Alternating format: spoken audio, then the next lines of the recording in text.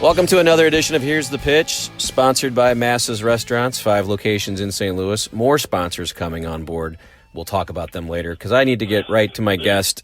It is none other than Bob Costas. Hello, Bob. Hello, Brad. Where do we find you today? Where can people know? Where in the world is Bob Costas today? People need the coordinates, do they, just in case they plan on stopping by? Give me the longitude and latitude, please. Somewhere in Manhattan, on the west side. Okay. Not Manhattan, Kansas. No one should ever find themselves stuck in Manhattan, Kansas. I've been there, actually. Unless they're going to Kansas State and have good reason to be there. Yes, that's a good point. Now, I don't want to say you're retired, but you're in sort of this twilight. You do a lot of MLB Network stuff. I don't know if I can say this. We're colleagues? Are we colleagues? I guess so, yeah. We work on MLB Network showcase games. But so that, honestly, that's a thrill, and that's all I really need to say about that. But you're doing a lot of MLB Network showcase games. I think you do all of them. You do some other MLB Network stuff. But would you call this kind of the twilight and a semi-retirement, or what would you call your stage of this career? I would say that this year, baseball is all that I'm doing, but next year or shortly thereafter, I'll be doing other things that are more in line with some of the stuff I used to do a while back at NBC and at HBO. There wasn't much of that left for me at NBC. So between that and the fact that they haven't had baseball since 2000 and they haven't had the NBA since 2002, it just made sense to close out that very long and happy chapter in my career and devote whatever time I have left professionally to doing only the things that matter most to me, which would be baseball and some journalism and some long-form interviews. I am curious because we did actually get a chance the first time we talked on this podcast some 3 years ago, and it was when you were still actually hosting the NFL Sunday night broadcast, and you were doing essays at halftime. And at that point, we had an interesting conversation, and then everything kind of changed, and you did a thing with Outside the Lines. So I'm just curious, is your relationship with NBC, do you have an emeritus role like a Tom Brokaw, or what is the relationship like, if you don't mind me asking that? Well, it was designed to be exactly that. In fact, they called it the Brokaw Clause when I signed the deal in 2012, which carried me through 2016 as both the Olympic host and one of the hosts of Sunday Night Football. And then, at my own discretion, I was free to either go to the Emeritus Clause or continue on a one-by-one basis, year by year, or Olympics by Olympics. But I let them know far in advance that I intended to activate the Emeritus Clause following the 2016 Rio Olympics. So that was all part of a larger plan. And I think with some regret, when I spoke with Outside the Lines, they focused on, not inaccurately, not unfairly, but a small sliver of my time at NBC, which was the little kerfuffle about the Super Bowl in 2018. I had already left Sunday Night Football, but they asked me to host the Super Bowl between the Eagles and the Patriots on NBC, because as it happened, that game was just 4 days before the start of the Winter Olympics in South Korea, which was to be Mike Tirico's first as the primary host, and there was no way that he could have been in both places and done justice to either one. So they asked me to step in, and I thought in the spirit of our long relationship that I'd be more than happy to do that. But then when I made some comments about CTE and football and some other things critical of the NFL, no different, by the way, than things I'd said for many years going back, but for whatever reason, that kind of brought it to a tipping point in the minds of some people at NBC, and they said, you can't host the Super Bowl. That was okay with me. I agreed with their assessment that I was probably not the right person any longer to host what, as they put it, is a day-long celebration of football. And my take on that was, I have ambivalent feelings toward football to begin with, and I kind of roll my eyes at the idea of a day-long celebration of football because it's a year-long, 365, 24/7 celebration of football everywhere you look, because football rules the sports landscape, and none of the networks really want to cross swords with the NFL, and I and a few others have tried to inject some element of skepticism or journalism into it, and there just apparently isn't much of a place for that. But having said that, I had no problem with their decision. It didn't mean that much to me to host the Super Bowl. I was only doing it as a good soldier for NBC, and so it didn't bother me at all.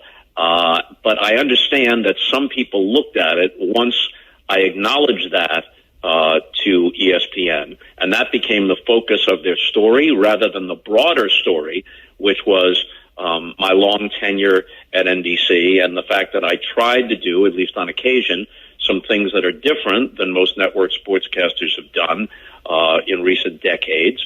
That was the broader focus, but the narrower focus was the Super Bowl thing, and people took that and ran with it as if that was the reason I left NBC.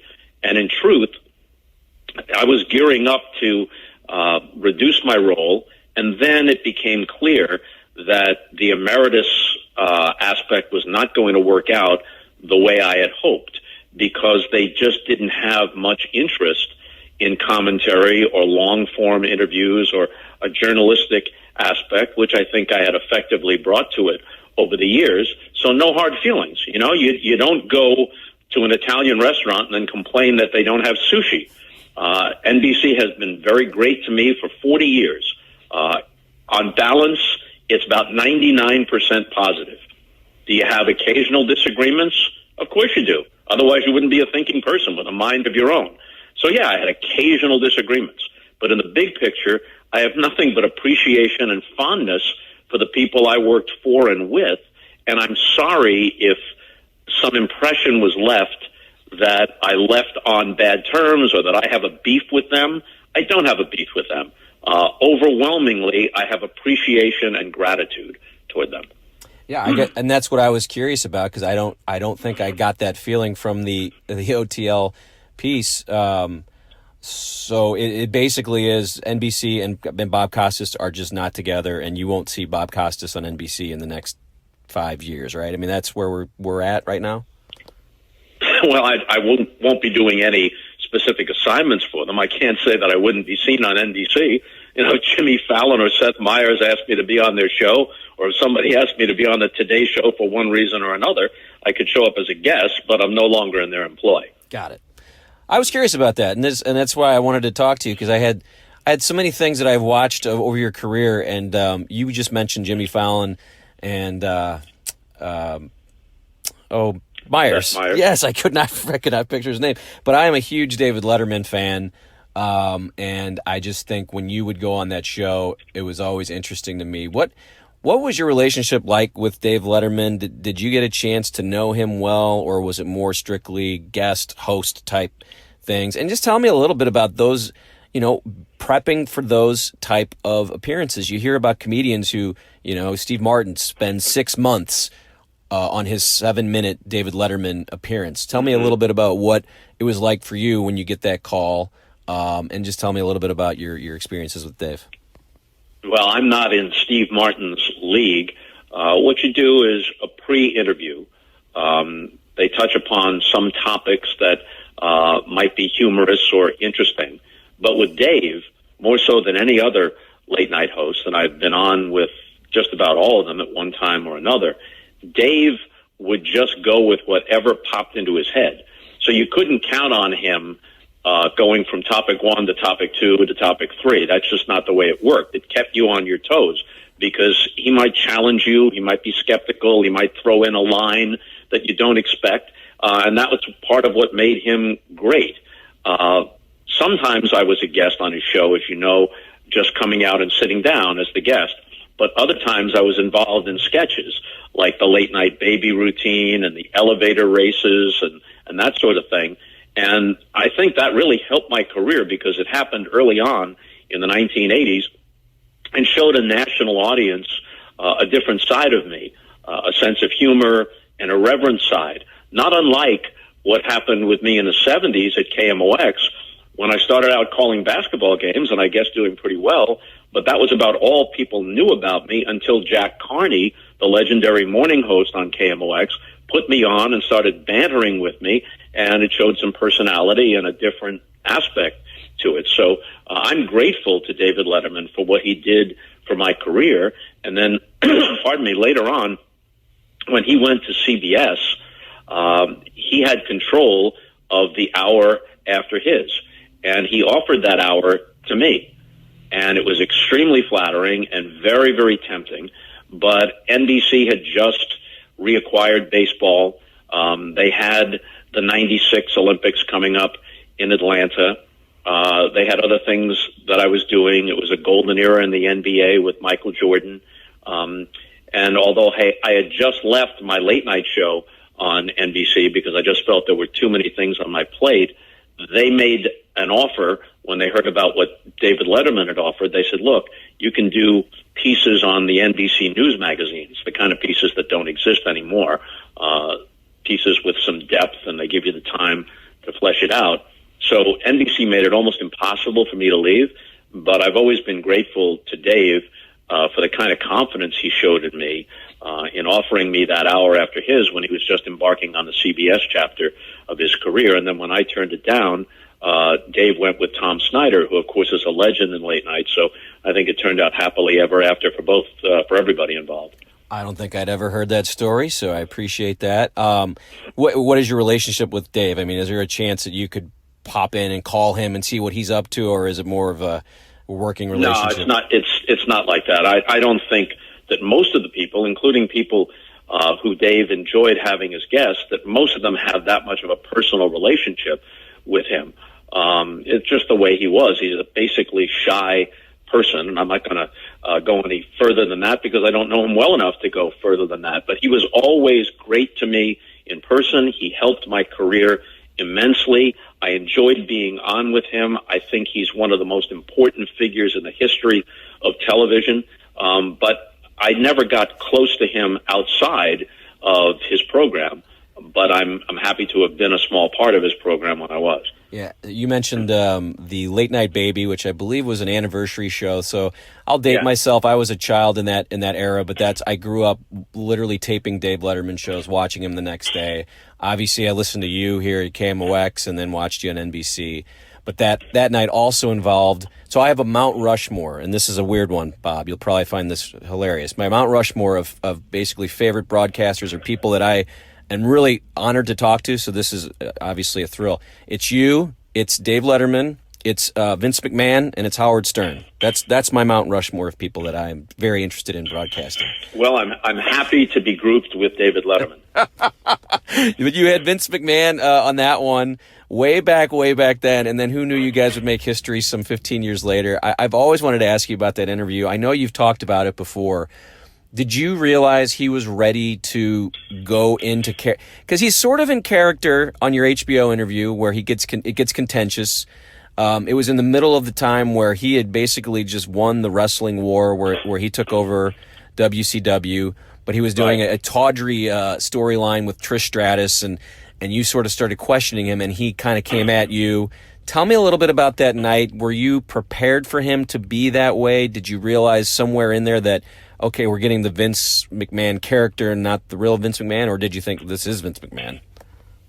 Well, I think there's substantial overlap between the real Vince McMahon and the Vince McMahon character, but what you left out there was that was when the XFL was on the air on NBC. We never would have had him on were it not for the XFL, which at least was trying to be passed off as some sort of legitimate sports venture, and it was on a mainstream network, and that was really what brought Vince McMahon to HBO. I told him in the green room before the program started, because I thought it was only fair, I said, look, I'm going to ask you some straightforward but perhaps tough questions, and certainly he was not used to being interviewed in that way. I mean, everything is staged when it comes to wrestling stuff, and I asked him perfectly legitimate questions. I wouldn't change a bit of it, and he went off. Now, it was HBO, so none of it was edited or censored, and there were no commercials, and it was live. So it was live. It was scheduled for like 15 minutes, but people know when it's good television, so the producers are telling me in my ear, keep on going. And I think it went like 26, 27 minutes, and much of it was unrelenting tension. And people asked me afterwards, given, what his history is, and the veins in his neck were bulging out, and he turned crimson red, and he was jabbing a finger at me, if I thought that he might slug me or whatever. And I actually never thought that. I thought he was trying in some sense to intimidate me. And when that wasn't successful, when I wasn't thrown off, I think that made him only angrier still. How did you stay? How did you keep your cool? And because it did just it blasted out of nowhere. And I mean, it really is one I think you're great at moments, because you just go ahead, Vince. Do your thing. Jump, get off. He came up at his chair and he started waving his finger at you, and you just said, well, I'll just take this. Yeah, I think actually what set him off was when he came forward, and I realized, what am I going to do? If I go back, he can still come and get me if he wants to. If I go back in my seat, what does that prove? So the best body language, he came forward and I came forward. And then we were almost chin to chin, and I smiled at him. And I think that really set him off. You did have him on again, though, and it was much easier time. It was after the XFL had gone away.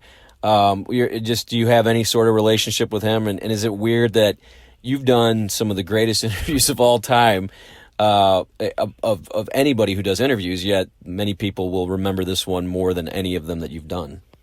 I don't know if they remember it more, but it's among the handful, I guess, that they remember most. What strikes me as odd, there was a documentary on ESPN called This Was the XFL.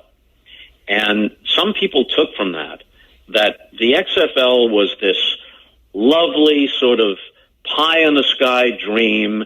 And what a shame that the dreamer Vince McMahon had his hopes dashed. And if only the world weren't aligned unfairly against him, it would have turned out just wonderfully. The product was crap. It was terrible. The football wasn't very good. I feel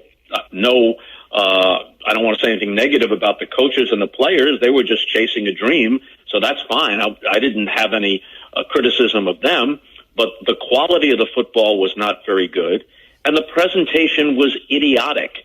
It would have caused any reasonably bright 12-year-old to roll his or her eyes. It was trash. It was tawdry, and I called it that way from the beginning, before they ever played a game. I think I was on with Conan O'Brien. I said something to the effect of, I've been saying all along, when will someone combine low-level high school football with the atmosphere of a tawdry strip club? And finally, Vince McMahon has taken my idea and run with it. So I don't understand all these people who think I was unfair to Vince McMahon or that I was some sort of get-off-my-lawn guy. How can you be right about every aspect of it? I was right about every aspect of it from the start. And somehow, at least in the world of those who follow the WWE and think Vince McMahon can do no wrong, I'm the villain in this. I don't know. There wasn't much to recommend the XFL. Now, the new version of it, I keep an open mind.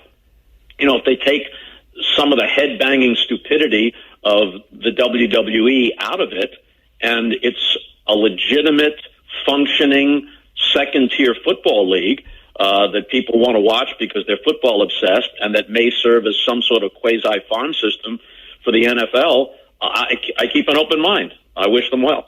Yeah, and I don't want to. I know I said the Mount Rushmore comment. I'm interested in him as the P.T. Barnum of our time more than anything. I'm not a huge fan, but I do find him crazy that way. Yeah, that's apt. Apt. One other night I wanted to ask you about is you were on the NBC broadcast of the NBA Finals the week of the O.J. Simpson car chase, the whole week of that, yes. And you worked with O.J. What was that night like for you and that week? Someone that you had spent a lot of time with on the set, at the desk of NBC, NFL Live. Surreal. What would you call it? And as you look back at it, some 25 years ago. Well, my first thought when the murders happened on a Sunday night, and then word of it reached across the country by Monday morning, my first thought, not knowing any of the particulars, was, oh my God, what a horrible thing to have happen to O.J. and his family. And then as details came our way in the next few days, then you had to grapple with the distinct possibility that he was involved, that there was criminal activity on OJ's part. And then by Friday, when the Bronco chase happens, during Game 5 of the NBA Finals between the Knicks and the Rockets at Madison Square Garden, by then, even if you wanted to give OJ the benefit of the doubt, you had to say to yourself rationally, an innocent man, especially an innocent man with resources and wherewithal and goodwill with the public, doesn't run. What is he doing? Gun to his head, sack of cash, passport, maybe making a run for it. None of that makes very much sense. So by then, by that Friday, 5 days or whatever after the murders, I'm beginning to think there's at least a distinct possibility, and I wasn't alone in thinking this, that OJ committed the murders or was involved in the murders. Now, the game is going on, and the nation is transfixed by this Bronco chase. It's a low-speed chase along the 405 in Southern California, but the other networks are going to it completely. We have to make a decision. It's not my decision to make. It's Dick Ebersol's as the head of NBC Sports. What are we going to do? So some of the time we split the screen, which must have been odd. Elijah and Ewing on one side and the Bronco on the other.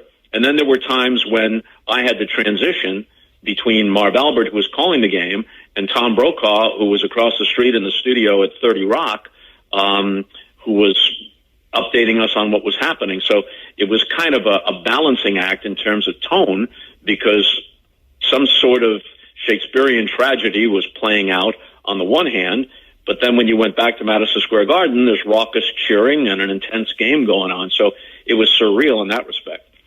And what was your relationship with him? I mean, did you have sort of a weird feel because you knew him well, or was it more of just I work with that guy? No, I knew OJ pretty well, although we all have to say, or almost all of us have to say, we didn't know him nearly as well as we thought.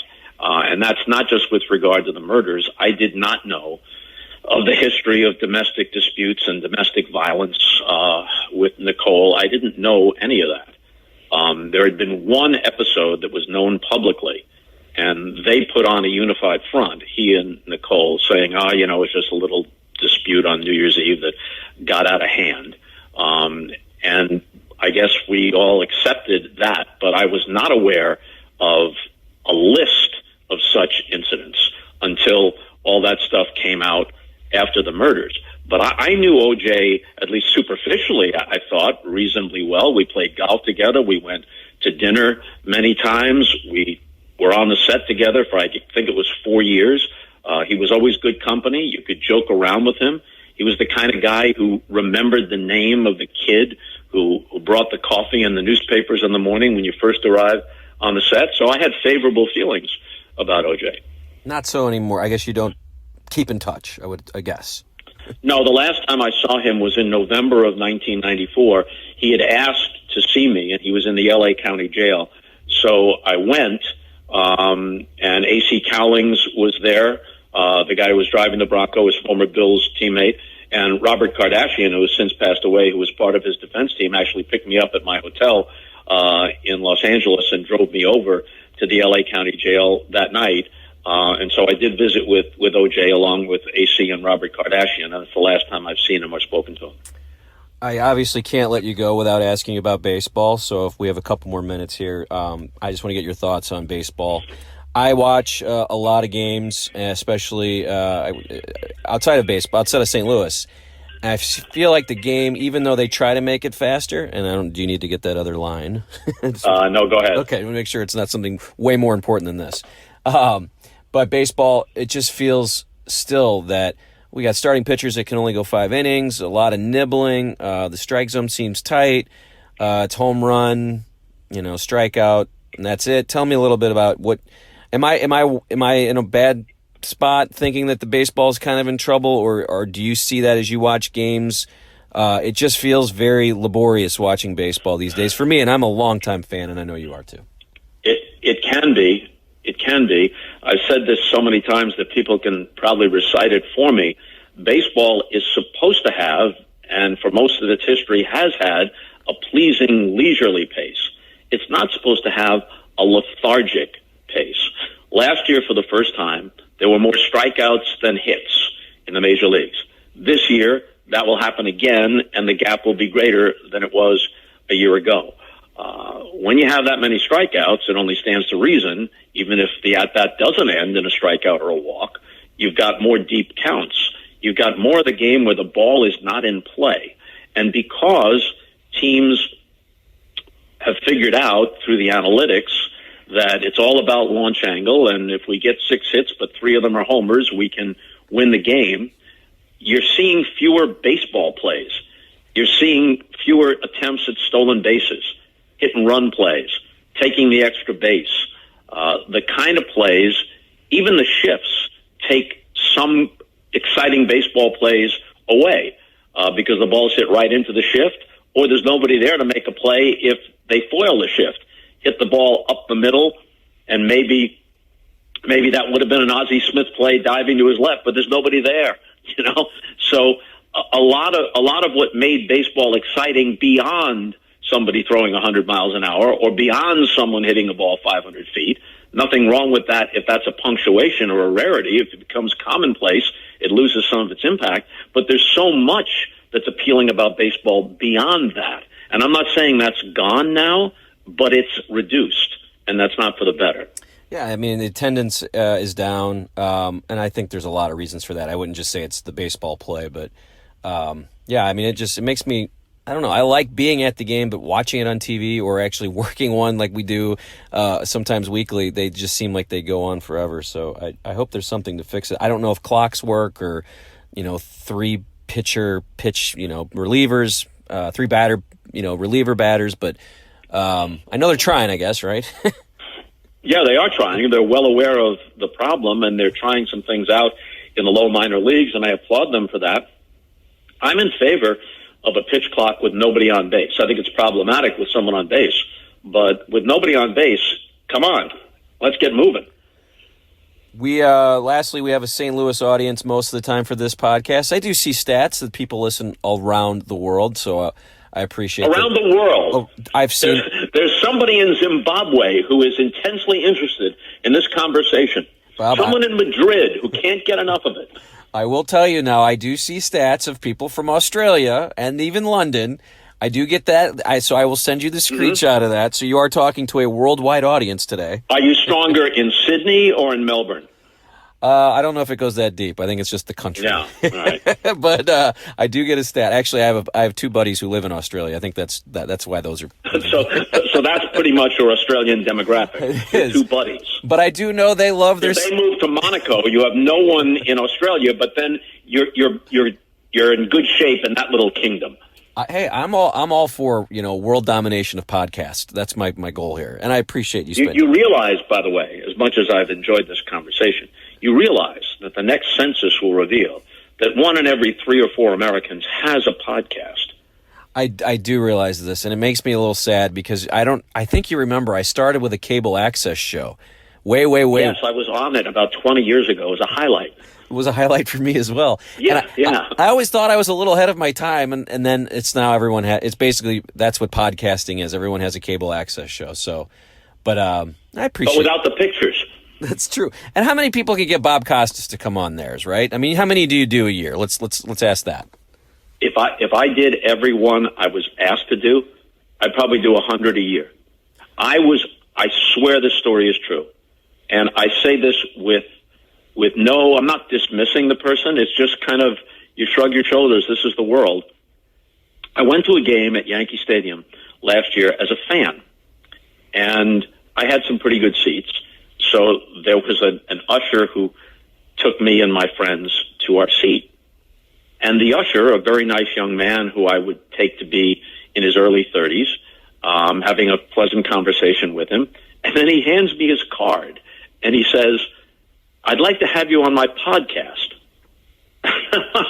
What in the world is this guy's podcast about? And who is listening to the podcast? possibly people in Australia. Maybe he's got It's a rhetorical question, I realize. And for all I know, the guy's a genius, and his podcast is the most interesting of all the podcasts out there. But there certainly is an overwhelming number of podcasts out there, and I have no idea who can possibly listen to them all, or even a substantial portion of them. See, I find 6 or 7 that I like. Here we are, aren't we? Well, Bob, I was going to embarrass myself and just say we should do one weekly together, and we'll get another restaurant sponsor here in St. Louis. And what do you say? I'm just going to go embarrass you. You want to do that? No. I think if we actually do it weekly, it will wind up being spelled Weakly.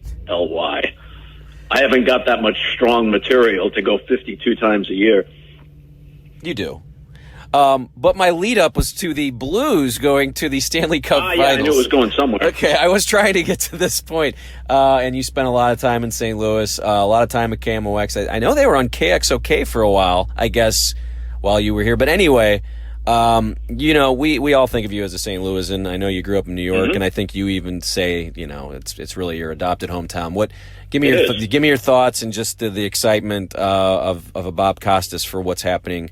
I can tell you, it really. I was talking to your son, and I just said, I know he doesn't live here anymore, and I said, what are you feeling? He's like, yeah, it's great, but I said, when I went to Game 6 the other night, I got it's more for me to watch a Bernie Federko and a Bob Plager and just these people that have been with this franchise forever. Your thoughts on just this magical run that they're on? I think it's terrific, especially when you consider where they were earlier in the season. Nobody would have expected this. And, the Blues against the Bruins, that has some character to it. It has some history to it. I imagine you'll hear, both on NBC and on the radio broadcast, you'll hear references not just to the Stanley Cup Final of 1970 and Bobby Orr's flying through the air final goal that ended it. You'll hear about the history between St. Louis and Boston, the Red Sox and the Cardinals in '67, the Red Sox and the Cardinals in 2004. You'll hear about all that sort of stuff. You'll hear about Stan Musial and Ted Williams in 1946. They'll work all that stuff in there, and I love sports history, so I'm good with it. I've said that the Rams lost to the Patriots in 2001, and it began really the Boston Renaissance. The Celtics have won, the Patriots have won, the Red Sox. The Blues could end that and create another curse for Boston here in 2019. That's my hope. That's an interesting storyline, and I should have remembered, of course, the Patriots against the Rams, a Super Bowl that still has St. Louis fans scratching their heads. It was almost a given that the Rams would win that one, and maybe that was the beginning of Belichick's establishing his genius status. It was, but Spygate too. Of course, they cheated. As they say. Well, there's always that. Well, I appreciate your time as always, and I do know that I'm sure people come up to you in the stands every time you're at a ball game and ask you to do a podcast. So I really do appreciate you always taking some time for me. Like I said, I'm a huge fan. You're on my Mount Rushmore with 2 other people you're not real big fans of, but I really do. It's just always a thrill that you take some time, and that we're colleagues now. I get to work, like just seeing you pull out your scorebook, and I'm like, hey, let me help you with that. I feel very good about this. So I appreciate your time. Thanks a lot, Bob. Thanks, Brad. Always a pleasure. We'll talk next week. Well, perhaps not. Maybe next year. We'll do this yearly, but I appreciate it. Thanks, Bob. All right, annually is good. Always enjoy chatting with Bob Costas, one of the greats. And he's always been good to me, so hopefully you enjoyed that. I always have a lot more to ask him, but, 30 minutes is enough. So appreciate my time with Bob Costas. Hope you enjoyed that. Hope you're enjoying Here's the Pitch, sponsored by Massa's Restaurants. 5 locations in St. Louis.